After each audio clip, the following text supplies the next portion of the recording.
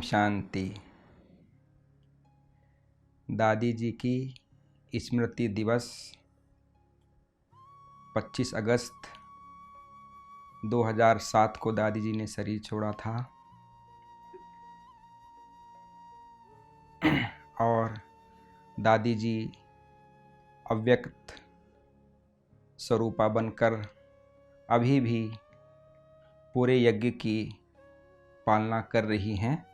ये सब हम मधुबन निवासी अनुभव कर रहे हैं। जैसे दादी जी का नाम दादी प्रकाश मणि जी, ऐसा ही उनका व्यक्तित्व, उनका व्यवहार, उनकी आभा मंडल रही। दादी जी हमेशा हर किसी से, चाहे कोई कैसा भी हो, बहुत ही प्रेम भाव से, स्नेह से, आत्मीयता से मिलती थी। दादी जी के साथ रहने का मुझ आत्मा को 12 वर्ष भाग्य मिला। अपने आप को मैं बहुत भाग्यशाली अनुभव कर रहा हूँ। बहुत नज़दीक से दादी जी के व्यक्तित्व को देखने का मुझे चांस मिला और हमने अनुभव किया कि हमने साकार में ब्रह्मा बाबा को तो नहीं देखा इन नेत्रों से, लेकिन दादी जी को हमने साकार में सृष्टि पर पाट बजाते हुए, कर्म करते हुए प्रैक्टिकल में देखे। तो दादी जी के स्वरूप को देखते हुए, उनके कर्म को देखते हुए हम अनुभव कर सकते हैं कि हमारे ब्रह्मा बाबा कैसे थे। जैसे नेक्स्ट टू गॉड ब्रह्मा बाबा हैं, ऐसे ही नेक्स्ट टू ब्रह्मा आदरणीय दादी प्रकाश मणि जी रही। क्योंकि बाबा के अव्यक्त होने पर सर्व शक्तियाँ, सर्व वरदान हाथ में हाथ देकर प्यारे बाबा ने दादी जी को पूरी शक्तियाँ दी। यज्ञ को संभालने की अनुभव कहो या वरदान कहो दिया। तो वो हमने दादी जी में प्रैक्टिकल देखा और वो स्वरूप भी प्रैक्टिकल में थी। दादी जी भले संस्था की मुख्य प्रशासिका थी, लेकिन दादी जी उतनी ही निर्माण और निमित्त रही। क्योंकि कोई भी आता था, कैसा भी व्यक्ति हो, साधारण से साधारण हो, दादी जी की भावना बहुत ऊंची होती थी। उसके आदि अनादि स्वरूप को ही दादी जी देखती थी, क्योंकि दादी जी स्वयं उस स्वरूप में स्थित रहती थी और सदा अनुभव करती थी कि मेरे एक बाजुओं में, कंधे पर शिव बाबा है, एक कंधे पे ब्रह्मा बाबा है। मैं तो जस्ट निमित्त मात्र हूँ। दादी जी अपने आप को भी कभी मैं शब्द से संबोधित नहीं करती थी कि दादी का ये विचार है, दादी का ये कहना है, दादी ऐसा सोचती है। दादी को बाबा ने टचिंग किया, एक जैसे कि सेकंड पर्सन कोई व्यक्ति है, उस रीति से दादी अपने आप को देखती थी। और बेहद बाबा का कार्य है, बाबा का यज्ञ है, बाबा के बच्चे हैं, इस भावना से यज्ञ को दिन दूनी रात चौगुनी उन्नति कराई। ब्रह्मा बाबा अव्यक्त होने के बाद इस यज्ञ की बहुत उन्नति हुई, क्योंकि अव्यक्त रूप से बाबा दादी जी के माध्यम से इस यज्ञ को आगे बढ़ाते रहे। और हम सब भी देख रहे हैं पूरे विश्व में बाबा की प्रत्यक्षता होते जा रही है। समय भी, परिस्थिति भी ऐसी आते जा रही है और आने वाली भी है, क्योंकि सृष्टि का नियम है परिवर्तन। परिवर्तन तो होना ही है,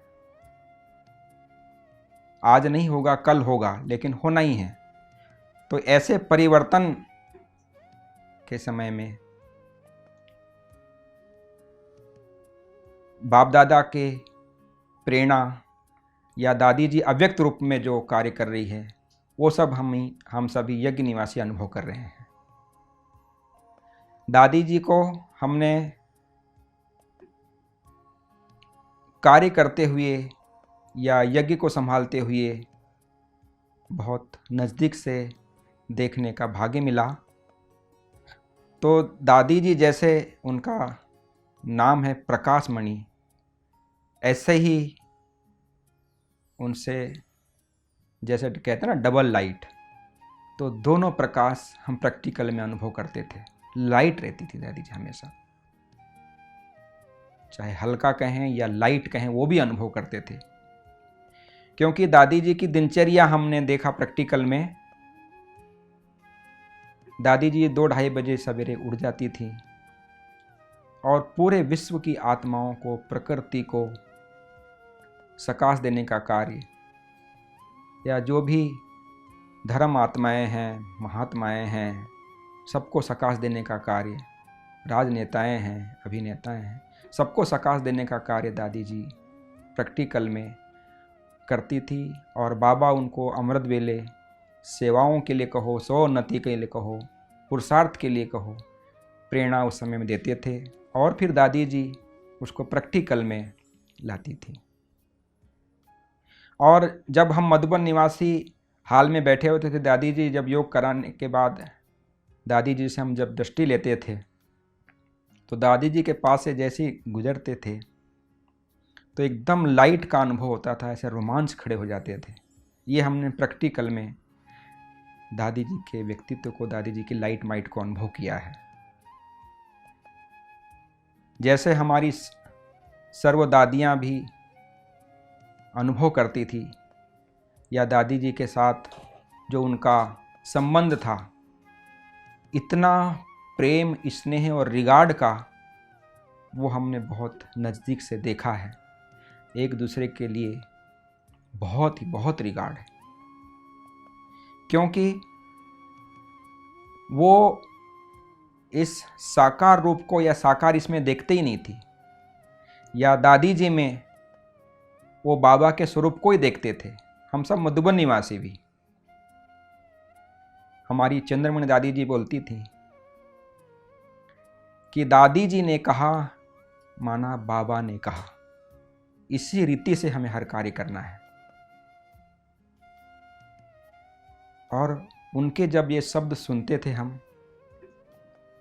तो कितना महत्व बढ़ जाता था दादी जी का या दादी जी के व्यक्तित्व का। वो तो प्रैक्टिकल में था ही, लेकिन जब बड़ों से ऐसा सुनते हैं तो और महत्व बढ़ जाता था। दादी जी हमारी पूरे यज्ञ के लिए एग्जाम्पल रही, चाहे सेवाओं के लिए कहो, चाहे पुरुषार्थ के लिए कहो, या समर्पित जीवन के लिए कहो, या सादगी के लिए कहो, स्व उन्नति, सब बातों के लिए दादी जी एग्जाम्पल बनी।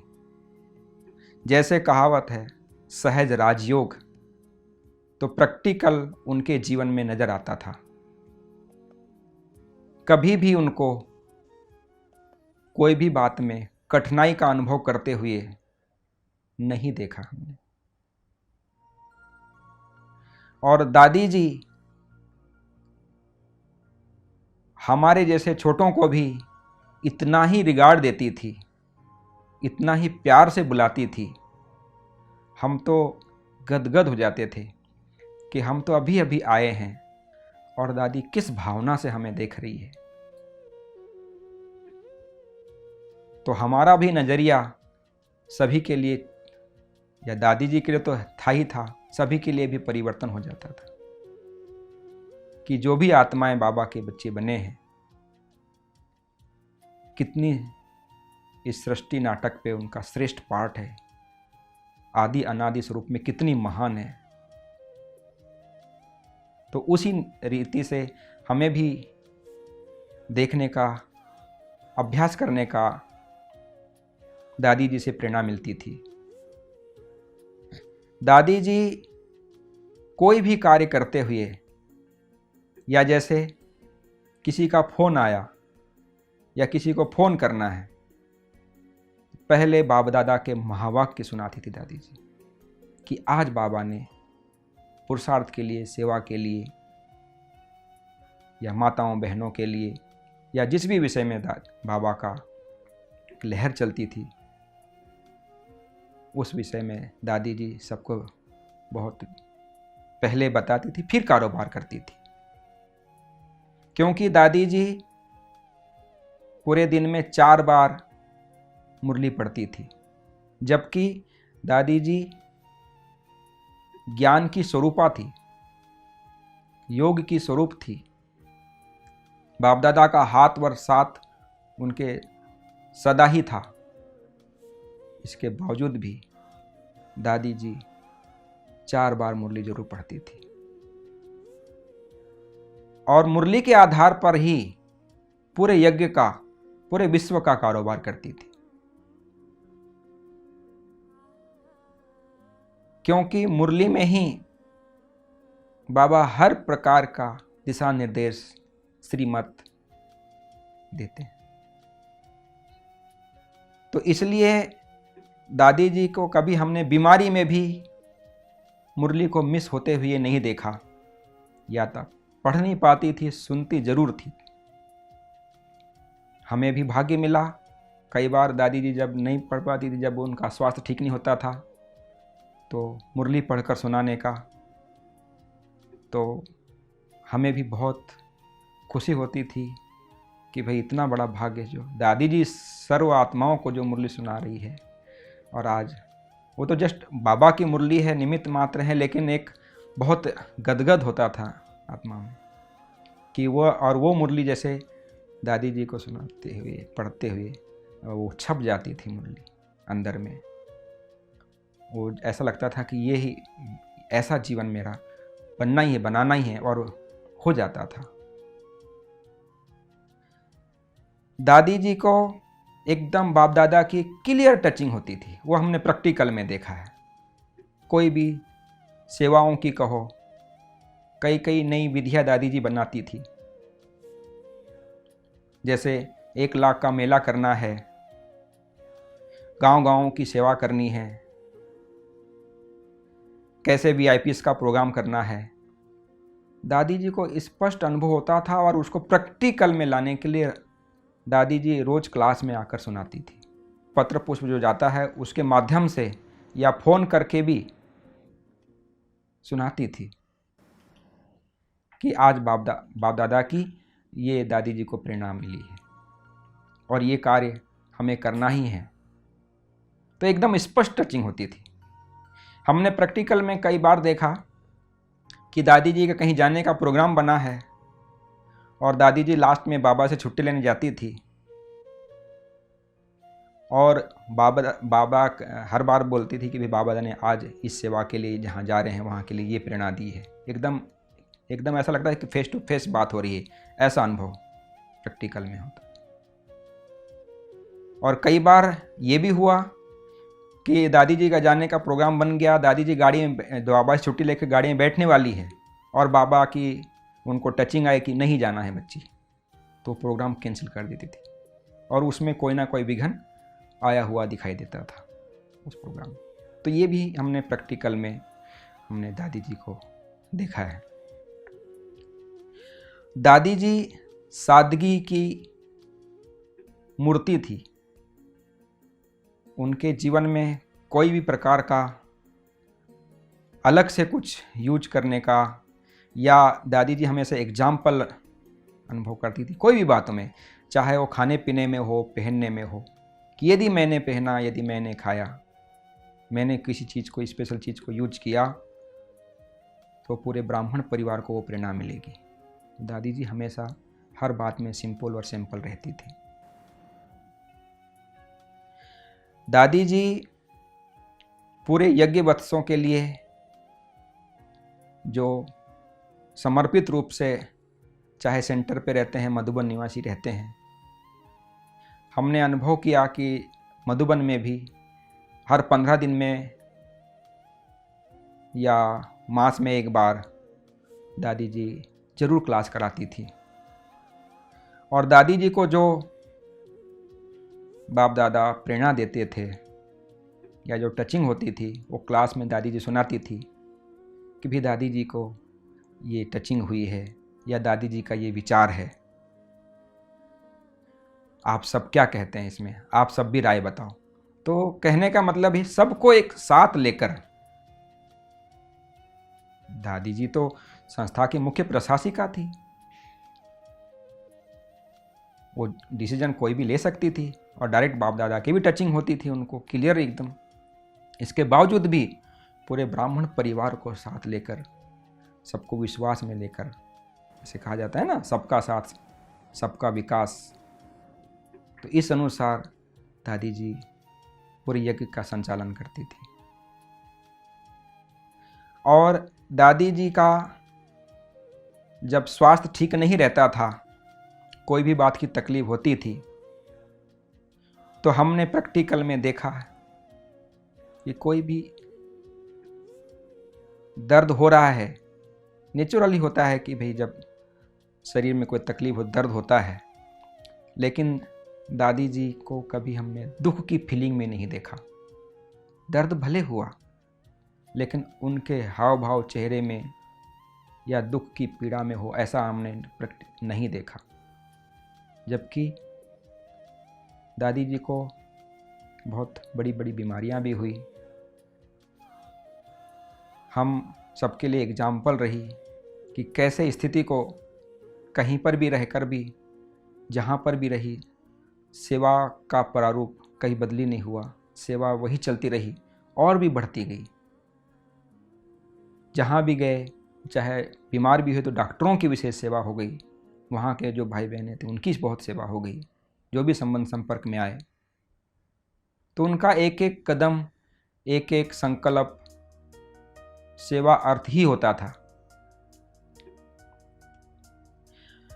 दादी जी को हमने प्रैक्टिकल में देखा कि कैसे बाबा से डायरेक्ट, जैसे अव्यक्त बाप दादा से भी हम देखते थे प्रैक्टिकल में कि बाबा से कैसे रूरिहान दादी जी करती थी।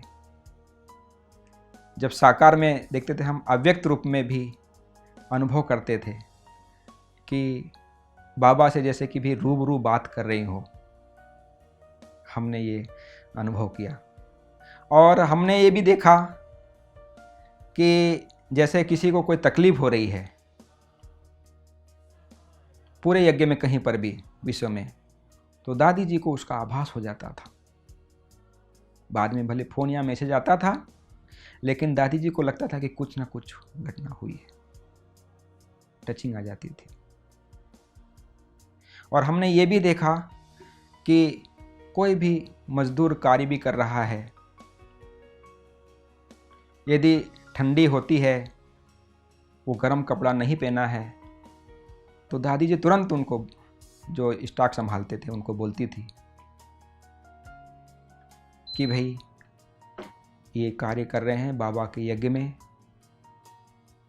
इनको तुरंत गर्म कपड़ा लाके, जो ठंडी में नहीं कार्य करना चाहिए, इन आत्माओं को भी सुख मिलना चाहिए बाबा के घर में। तो हर बात का, हर व्यक्ति का, हर छोटी से बड़ी बात का ध्यान दादी जी रखती थी। और हम सब भी मधुबन निवासी अनुभव करते थे उनकी प्यार को, पालना को। और कहते हैं वो दिन भी प्यारे और ये दिन भी प्यारे हैं। लेकिन वो दिन हमने जब प्रैक्टिकल में देखा, दादी जी की दिनचर्या को देखा, सुबह से लेकर रात तक बहुत एक्यूरेट। मुरली में भी दादी जी 6:30 के 5 मिनट पहले दादी जी पहुंच जाती थी। और हम सबको प्रेरणा मिलती थी कि भी हमें तो 10-15 मिनट पर आधा घंटा पहले पहुंचना है, तो सभी दौड़ दौड़ के पहले पहुंच जाते थे दादी जी के पहुंचने के पहले। और बीच बीच में दादी जी क्लास में जाने के पहले या क्लास में आने के बाद पूरे भंडारे में भी चक्कर लगाती थी, और कई बार तो अचानक ही किसी डिपार्टमेंट में भी चली जाती थी क्योंकि वो हर बात में अप टू डेट रहते थे, हर डिपार्टमेंट वाले। कहीं पर भी जाएंगे आप मधुबन के किसी भी डिपार्टमेंट में अभी भी, तो आप देखेंगे कि बहुत स्वच्छ और नीट एंड क्लीन रहता है। चाहे आप अनाज में जाइए, फैंसी स्टोर में जाइए, या कोई भी स्टोर में जाएंगे, स्टॉक के कई स्टोर हैं, तो वो भी बहुत एकदम नीट एंड क्लीन रहते हैं। भले सामान कितने भी वैरायटी का हो, लेकिन दादी जी ने जो सिखाया है। और दादी जी हमारी इतनी निर्माण कि कोई भी आए, छोटा हो बड़ा हो, सबको रिगार्ड से देखती थी, इतना ही रिगार्ड देती थी, कोई कैसा भी हो। और दादी जी को हमने देखा उनके जीवन में इतनी बड़ी संस्था को चलाने के निमित्त दादी जी बनी। लेकिन कहा जाता है लॉ और लव का बैलेंस होना चाहिए, लेकिन दादी जी को हमने इस यज्ञ को चलाते हुए केवल लव और लव ही देखा। प्यार से ही परिवर्तन होता, और प्रैक्टिकल में देखा। दादी जी स्वयं नियम मर्यादाओं में बहुत अलर्ट रहती थी, अलर्ट करती थी, वो अलग बात है, लेकिन कभी कानूनबाजी नहीं बताया कि भाई ये नहीं, ये प्यार से ही आत्मा का परिवर्तन होता है। क्योंकि अभी भी बाप दादा ने कुछ दिन पहले मुरली में कहा कि कोई आत्मा क्रोध कर रही है, ऑलरेडी अग्नि में है, और हम भी उसको उसी रीति से आग ही फैलती है। जब तक हम शीतल नहीं होंगे, शीतल जल नहीं डालेंगे, उसका परिवर्तन नहीं होगा, वो ठंडा नहीं होगा, चाहे कोई कैसा भी हो। यदि उसमें परिवर्तन लाना है तो हमें अपने शीतल जल डालना ही है। अपने स्वभाव को, अपने सम्मान को कभी नहीं छोड़ना चाहिए। वो हमने प्रैक्टिकल में दादी जी को देखा।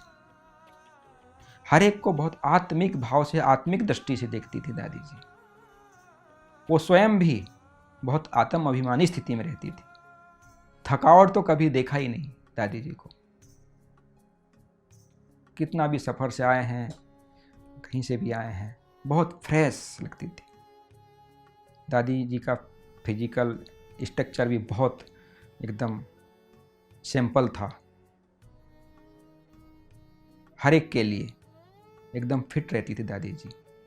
बाद में उम्र के अनुसार भले हम बच्चों को सिखाने के लिए या ड्रामा में रहा होगा, तो उनका स्वास्थ्य ठीक नहीं रहा, और उसमें भी वो अपनी स्थिति को कर्मातीत बना लिया।